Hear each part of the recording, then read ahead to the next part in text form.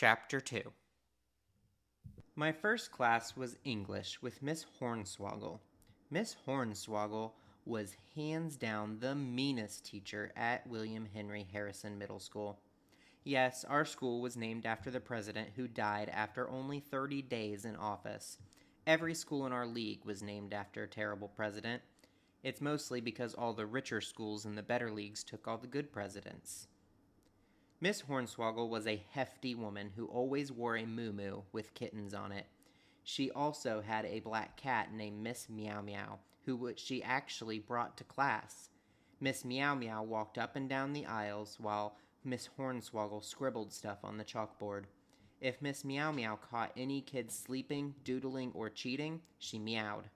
Miss Hornswoggle would then give the bad student a detention. Miss Meow Meow was like an evil spy. So anyway, while Miss Hornswoggle wrote her lesson plan on the board, I looked out the window and daydreamed.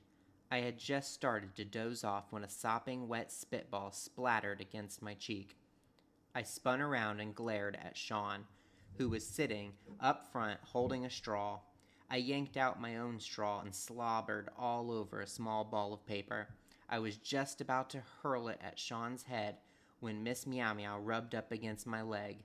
I yelped and accidentally shot the spitball at Miss Hornswoggle just as she turned around and opened her mouth to talk. Let's just say spitballs aren't Miss Hornswoggle's favorite thing to eat for breakfast. I immediately got a detention. Art class wasn't much better.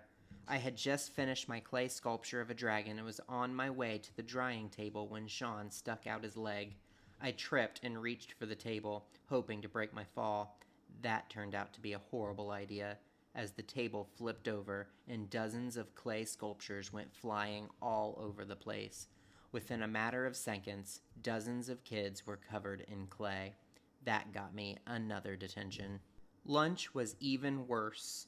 I was chilling with Abdul, Ben, Blake, and our only female friend Penelope when Sean and his cronies tossed food at us. We fired back, but of course I had to overthrow my milk carton, which splattered all over Principal Farmer's new suit. He hollered at me and gave me another detention slip. Thankfully, my teachers were kind of dumb and didn't really talk to each other, so I only had to serve 1 hour of detention after school. That was the good news. The bad news was, I was late to football practice, which meant Principal Farmer, our head coach, made me run extra laps. After that, I had to be on the defensive scout team. Sean was our star quarterback, and one of the reasons he was so good was because of our offensive line. The center was a big, bald, ugly dude named Jasper Dunce. His cousins, Rufus and Cletus Dunce, were the guards. Rufus and Cletus, who I like to call Tweedledee and Tweedledum, were identical twins. The Dunces weren't the brightest people on the planet, but they were good football players. They were so good, in fact, that opposing teams called them the Dunce Wall. But they were also mean turds who always picked on me and my friends. That's probably why they were Sean's best pals. I spent the next 20 minutes getting knocked on my butt, as did the rest of the defensive scout team. The only player who managed to slip through the offensive line and tackle Sean was one of my best pals, Penelope Rodriguez. Penelope was a big, tough Hispanic girl. She was also the only girl on the football team. It was rumored her grandparents were illegal immigrants, but we weren't allowed to talk about that. She had long black hair, so the kids called her a Mexican Rapunzel. Coach Bebop, our defensive coach, clapped and shouted, "Way to go, Penelope! Show them boys who's boss!" Coach Bebop had spiky black hair and always had a whistle dangling from her neck. She was very athletic and health conscious. She could always be seen chomping on carrot sticks or alfalfa sprouts. She was a woman coaching a man's sport, which is why I think she liked Penelope so much. She loved seeing girls beat up guys. Coach Heifer, our offensive coordinator, put his hands around his mouth and shouted, "Block, offensive line, block!" A bunch of us defensive guys started cracking up. Coach Heifer was a horrible coach. All he ever said was, "Block!" or, "Don't let them get the quarterback!" I don't think he knew anything about football. The only reason he got a coaching job was because he and Coach Farmer were childhood friends.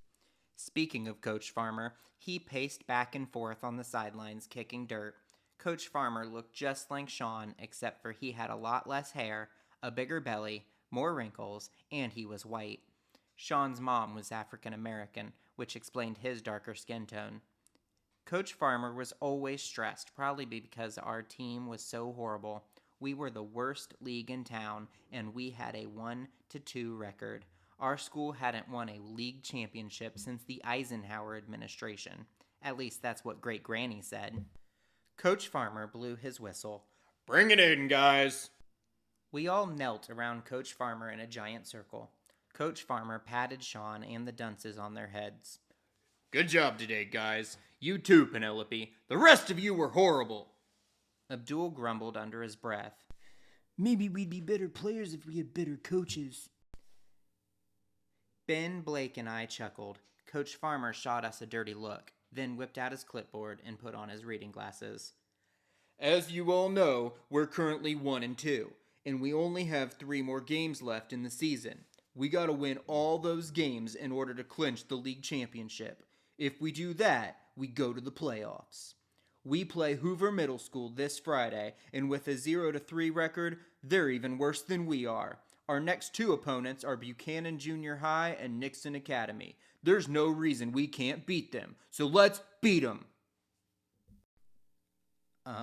Okay, I said. Coach Farmer ran his fingers through his thinning hair and grinned.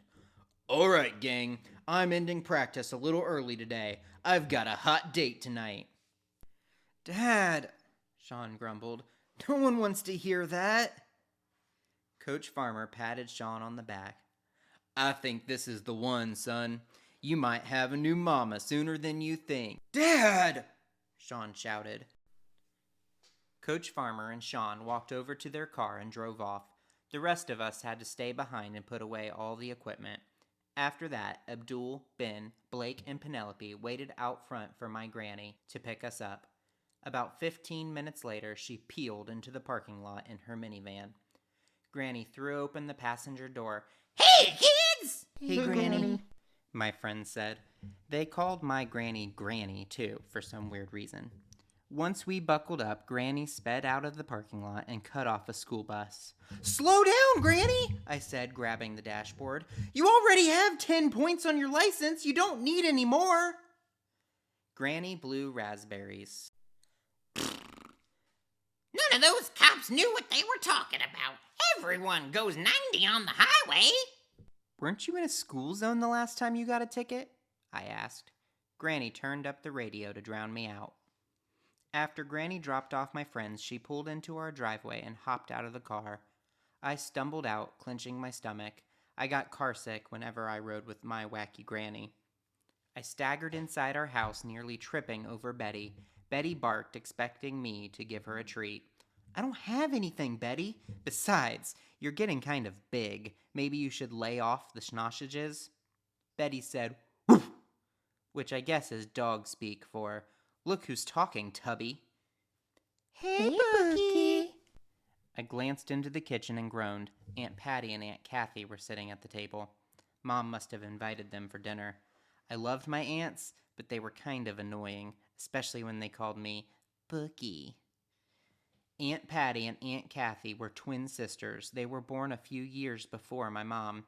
Aunt Patty had black hair, and Aunt Kathy had red hair. Other than that, they looked exactly alike. They used to smoke, but after Aunt Kathy had a cancer scare last year, they both decided to quit. Now their arms were covered with nicotine patches. They also drank coffee like it was water, which is why they were so jittery. Chucky walked into the kitchen with John. He nudged me in the side and quietly said, "Uh-oh, the house is infested with ants." I chuckled. "Where's the Raid when you need it?" John opened the cabinet under the sink and whipped out a can of Raid. "I found it, guys!" Chucky shouted. "Wait, we were just joking, don't!" He was too late. John ran up to the ants and sprayed them with Raid. It only got on their clothes, but they screamed bloody murder anyway. Granny wobbled into the kitchen and cackled. You got him good, John. You got him good. Mom rushed into the kitchen and snatched the Raid out of John's hands. Mother, this isn't funny. I'm trying to get ready for dinner and you guys are about to make me have a mental breakdown. Mom turned to John. Why did you spray the ants with Raid? John started to cry. He hated being yelled at. Sobbing, he said, Chucky said the ants were here and Harold asked where was the Raid, so I got the Raid and I sprayed the ants. John continued bawling. Mom must have felt bad because she patted him on the head and said, There, it's all right. Once John calmed down, Mom turned to me and shouted, Quit putting bad thoughts in your uncle's head! Are you kidding me? I said. John is barely a year younger than I am. You act like he's 5. Mom gave John a hug. You know my little brother is special. Chucky, Granny, and I covered our mouths so Mom wouldn't hear us laugh. John turned to me and grinned. Did you hear that? Penny says I'm special. This time, Chucky, Granny, and I burst out laughing. That's it! Go upstairs and get ready! Mom exploded. You too, Mother! The 3 of us ran upstairs. Well, Granny wobbled and got dressed. Mom wanted us to dress halfway decent because we were going to Uncle Bob's all-you-can-eat buffet. Uncle Bob's wasn't really that fancy of a restaurant. They had a sign that said, no shoes, no shirt, no problem. But it was the nicest restaurant we could afford. My family really didn't have that much money. My grannies didn't get a lot from Social Security, and my mom had to work long hours at Simo's Diner just to make ends meet. Our big nights out usually involved going to McDonald's and splurging off the dollar menu. I threw on a flannel shirt and jeans, the nicest outfit I had, and thundered downstairs. I had just walked by the front door when the doorbell rang. Can you get that, dear? Mom hollered from the kitchen where my aunts were still wiping Raid off their pants. John dropped milk all over the floor. I rolled my eyes. Of course he did. I opened the door and said, Come on in. We'll be ready to go, and my jaw nearly dropped to the floor. Standing on the front porch were Sean and Coach Farmer. Sean cocked an eyebrow and stepped back. O'Connell? What? He turned to Coach Farmer, who looked just as shocked as I was. I think we have the wrong place, Dad. Coach pulled out a piece of paper and studied the house number on our mailbox. I don't think so. This looks like the same house I dropped her off at last week. I shook my head. Wait a minute. Dropped who off? Coach Farmer scratched his thinning head. My girlfriend. My heart started beating like crazy. Coach Farmer had been talking about how he had a hot date. Could he? No, that was impossible. Sean must have started to think the same thing because his face turned ghostly pale. No, he muttered, stumbling backwards. Coach looked at us like we were nuts. He obviously hadn't figured it out yet. Mom walked over as she stuck a loop earring in her ear. Is that Sam, Harold? Let him in. I turned to Mom and said, So, wait, you're going out with... Mom grabbed my shoulders. Are you okay, dear? You look sick. I gulped down the bile rising up my throat. I think I'm gonna be. Mom stepped outside and gushed. Oh, Sam, don't you look handsome? Coach blushed and giggled like a little kid. He still wore the same tucked-in golf shirt and khaki shorts he had on during practice. Mom apparently had low standards. Mom looked at Sean and smiled. Sam, is this your son? He's so adorable. I clutched my stomach and puffed out my cheeks. I was about to hurl chunks. Even though it was obvious what was going on, I still held out hope that it was all a big misunderstanding. Maybe Coach was just dropping something off. Maybe he wanted to talk about my detention. But then Mom did something to dash all those theories. She threw her arms around Coach Farmer's neck and kissed him on the lips. Ew! Sean and I blurted at the same time. The rest of my family came outside. Let's go! Great Granny hollered We're going to miss the senior early bird special. as we made our way to Granny's giant minivan. Sean brushed up against me and whispered, Don't mention any of this at school. My reputation will be ruined if anyone finds out I went to dinner with your family. Hey, I'm not happy about it either, I grumbled. We have to make sure this is our parents' last date. Sean cracked a smile. You read my mind. With that, Sean and I hopped in the back of the van. For at least one night, my mortal enemy and I were on the same team.